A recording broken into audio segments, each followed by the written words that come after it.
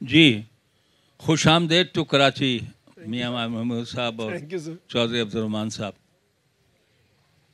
آپ کی باتیں سنی لیکن کچھ سن کے morale ڈاؤن ہو گیا. سر مل کے اب کرتے ہیں نا ہم, آج مل کے فیصلہ کرتے ہیں کہ وہ تو ٹھیک ہے. دیکھیے بات یہ ہے, ابھی چودھری صاحب کتنی 200 کتنی یونیورسٹیاں ہو گئی ہیں پرائیویٹ ملا کر سب ہیں 230 سر 230 ہیں. پاکستان بنا تو ایک تھی. آپ کیسے کہتے ہیں کہ پاکستان میں سارا وقت 74 سال ضائع کر دیے تو 78 سال ضائع کر دیے؟ کیا سب یونیورسٹیاں ضائع ہو رہی ہیں؟ موجود بھی کیا سب کچھ بھی کنٹریبیوٹ نہیں کر رہے؟ They are contributing.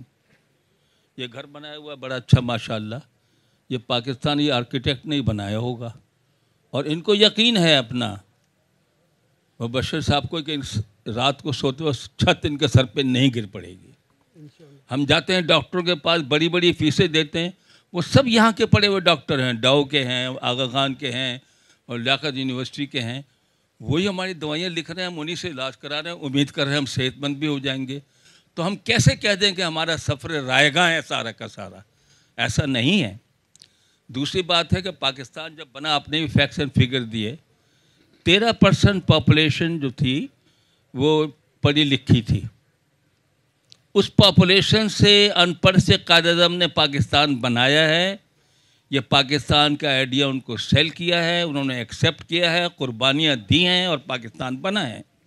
ریاست مدینہ کی بات ہوئی تو کیا مدینہ بہت رچ ریاست تھی؟ کیا وہاں غربت نہیں تھی؟ کیا وہاں پر بھوک نہیں تھا؟ کیا آمدنی تھی؟ لیکن بات تو صحیح ہے کہ بات کریکٹر کی پیدا کرنے کی ہے, وہ تو صحیح ہے.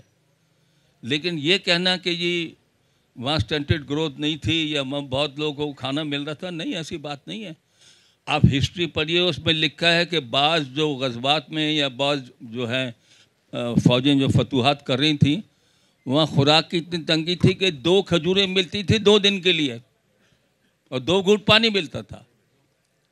اور انہوں نے فتح کی. تو مطلب میرا اپنا خیال یہ ہے کہ everything is not lost and we have made progress. Pakistan میں سڑکیں بھی زیادہ ہیں, یونیورسٹیاں بھی زیادہ ہیں, ہاسپٹل بھی زیادہ ہیں, بسیں بھی زیادہ ہیں, تو بہت کچھ زیادہ ہے. ہم کو بہت آگے جانا ہے.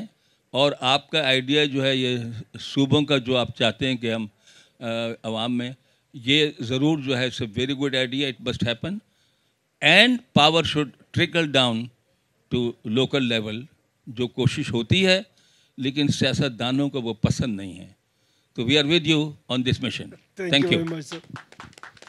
سر کچھ بھی نہ اگر ملے تو ہمیں ایک ملک ملا جس میں آج ہم عزت کے ساتھ زندگی گزار رہے ہیں الحمدللہ. اگر آج آپ شاید ابھی تک احساس نہ ہوتا ہمیں کہ کتنی بڑی نعمت ہمیں ملی ہے اگر بی جے پی کی گورنمنٹ اور مودی اس وقت انڈیا میں نہ بیٹھا ہوتا.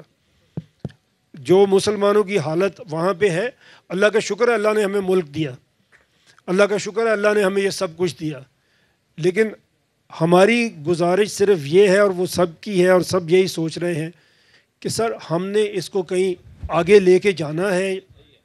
اگر آدھے بچوں کو ہم روٹی نہیں دے پا رہے, سر ریاست مدینہ تو کوئی ریاست ہی نہیں تھی, یہ تو پولیٹیکل نعرہ ہم یہاں پہ لگاتے ہیں. بہت بلند کردار کے لوگ تھے جنہوں نے اس کو چلایا, وہ کوئی ریاست تھی ہی نہیں. اس میں کوئی باقاعدہ فوج تھی, اس میں کوئی باقاعدہ عدالت تھی, اس میں کوئی باقاعدہ پارلیمنٹ تھی, کیا تھا؟ کوئی ریاست نہیں تھی. وہ ایک بڑے اعلیٰ کردار کے لوگ تھے جنہوں نے اس سسٹم کو بنایا اور چلایا.